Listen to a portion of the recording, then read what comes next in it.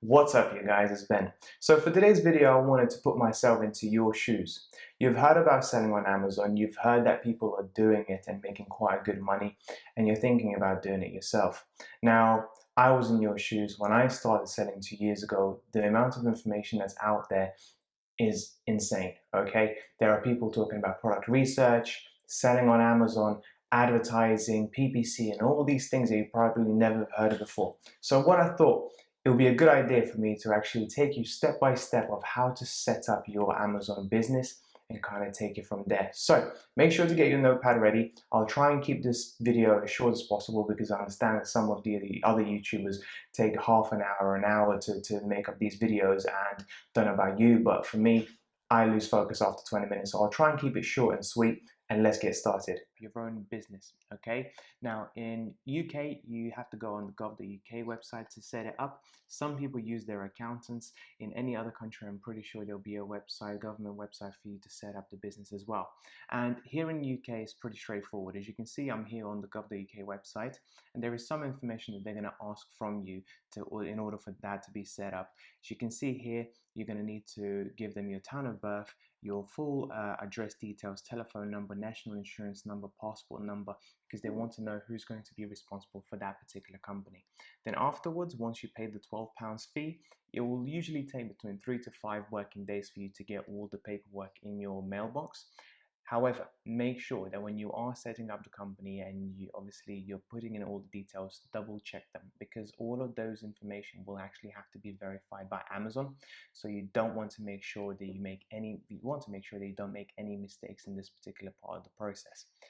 Also, once you get the certificate of incorporation, all the other pieces of information that they'll provide to you, don't lose them. Make sure you keep them by hand, because Amazon later on down the line will ask for proof of your business, proof of your personal identity, proof of your business bank account, and so on and so forth. So any information that you get at this moment in time, make sure to keep it safe going forward. Set up your business bank account. Now personally, when I started a couple of years ago, I actually used one of the high street retail banks.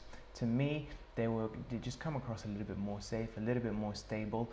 However, I see now more and more new sellers setting themselves up as one of the online banks, such as Starling Bank, Tide, Revolut, and there's a few other banks. I think Money First as well, or First Money, I think it's called. You can set one with one of those guys up as well. With the high street retailers, it does take about 1 to 2 weeks to get all the information sent over to you and get everything sorted out. Whereas with the online banks, it can be done a lot faster. So it's completely up to you which one you want to choose, but I cannot stress this next point enough, is that you want to make sure that all the information that you provide to one of these guys is 100% accurate. This will get checked by Amazon. I can 100% guarantee you that. And if anything doesn't match up, if the name doesn't match up, if the address doesn't match up, it will get flagged by Amazon's robots and you will get your account suspended pretty fast, okay? And that's the last place you want to be in. You know, you're so excited to start selling on Amazon, you're keen to get your first product ready, you want to make some profit and get going, and the first thing Amazon does is suspend your account. So make sure you get all information correctly, get all the information in order before you start selling. Thing you want to do is set up your Amazon seller account. Now you only take this step once your business has been sorted and your business bank account has been sorted, okay? And there are 2 types of Amazon seller accounts that you can choose from. You can either go for the individual plan, which is geared towards people that are only selling 1 to 2 items a month, not anymore. And then there's the seller professional account, which is geared towards you and me who want to make this a passive income, who want to make quite a bit of money on this on the side, pretty much on a month-to-month basis. The benefits of selling professional accounts is quite a few, okay? The first one is you can use the Amazon FBA warehouses, which is a tremendous help, and it takes a large load off your back. You also get a lot more business reports and business analytics, which is very useful for you to track your progress and understand how your products are doing, and so on. And then last but not least, you get unlimited amounts of listings for you to set up on Amazon, okay?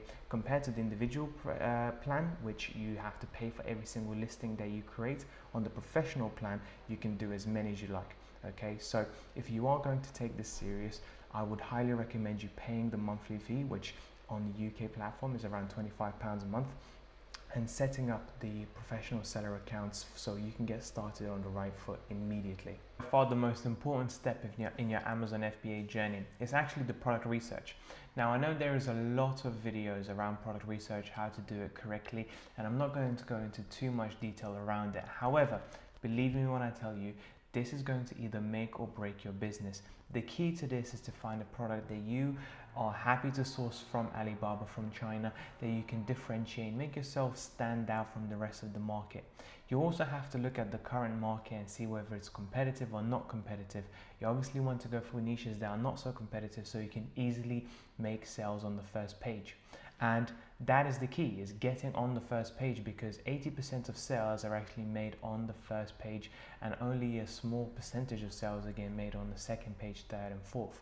So in this situation, we have a beach ball here, and the way to do product research in a very sort of quick video is actually clicking on the Helium 10 Chrome extension that I'm using currently.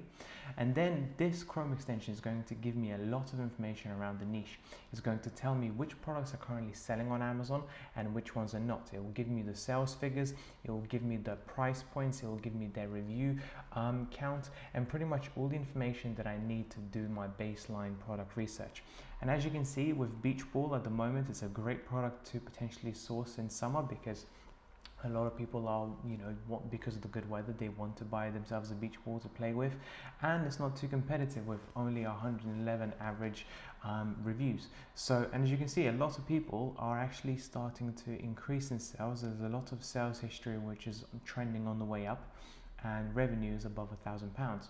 So the next thing I would do if I was you is then go on to Alibaba and start speaking to suppliers and seeing what I can potentially get from Alibaba to sell on Amazon. So, and this is the last stage. We are now on Alibaba, and Alibaba, if you don't know what it is, it's Chinese Amazon. It's where all the Chinese wholesalers go to sell their products to the rest of the world.